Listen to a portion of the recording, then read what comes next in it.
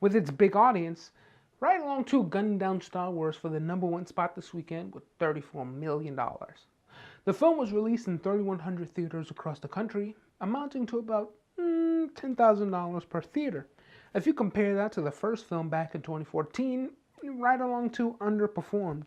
The original Kevin Hart Ice Cube vehicle earned $41 million in just 2,600 theaters. Why could that be? Is it movie theater fatigue from Star Wars? Or from the Oscar announcements? I doubt the latter. Attribute that to fatigue? Highly unlikely as well. The Revenant has been building momentum during its award season, due to its win at the Golden Globes for Best Picture and its Best Picture nod at the Oscars. Of the 8 Best Picture nominations, only 1 right now is in its wide release.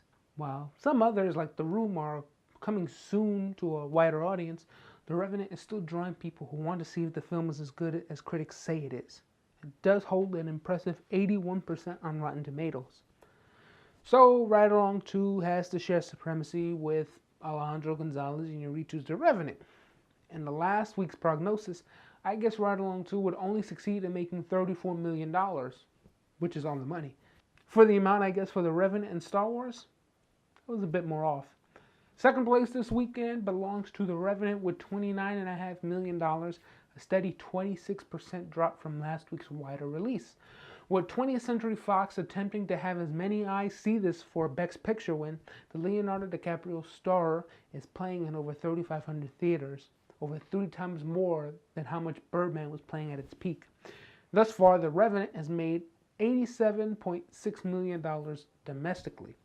Add this to the $56.7 million it's made internationally, and the film is the highest grossing Iñárritu film to date with $144.3 million. With a rumored budget of $135 to $200 million, this film may very well end up in the red, though producer Steve Golan says the rumors about the film's budget are ridiculous. It's hard to imagine if the film will end up making its profit before its Blu-ray release. Star Wars The Force Awakens earned an additional $25.12 million, dropping 41% from last week. I, like many of my peers, have begun to grow tired of Star Wars in the past month. Star Wars has oversaturated the market with Verizon commercials, Chrysler commercials, and those HP commercials. A lot of the fanboys have even seen the film multiple times, some even in the double digits. I think the time has come when Disney is filling its lineup with too many blockbusters with big names that should only come out once every few years or so. Instead, with The Force Awakens being as successful as it is, releasing Star Wars branded films every year may cause some fatigue in the brand. The reason why Star Wars has made so much as it did was because of a 10-year gap between films. With Rogue One later this year, it might provide something fresh and new, but will still contain the name Star Wars. Just a thought.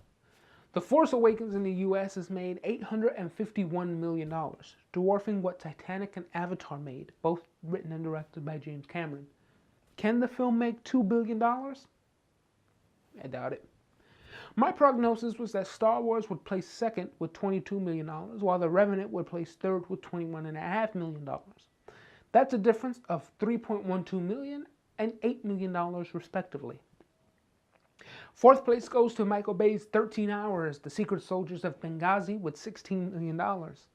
Michael Bay's last R-rated film, Pain and Gain, which was also based on a true story, debuted on a much slower weekend of April 26, 2013 at #1 with $20.2 million. 13 Hours seems to fit right in line with that previous track record. Attach that to the negative political side that Benghazi is known to bring, and the film could be dead on arrival. With a barely negative Rotten Tomatoes score of 59%, critics are split in how they should feel and how they should treat the smaller Michael Bay film. In my previous prognosis, I stated 13 Hours would place fourth with $12 million, but I was off by $4 million. Lastly, Daddy's Home rounded out the top 5 with $9.3 million. I said it would make about $8 million. That is a $1.3 million difference on my part. Here are the top 5 with my prognoses and the rest of the top 10.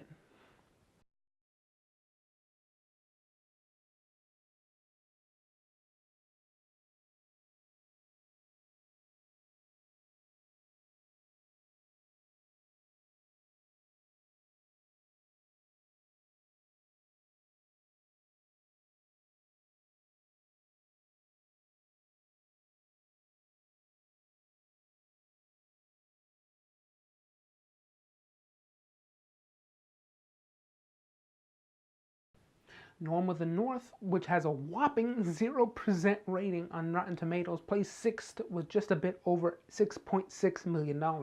The Forest and The Big Short follow with $5.7 and $5.2 million respectively, and rounding out the top 10 are Sisters with $4.4 million and The Hateful Eight with $3.4 million.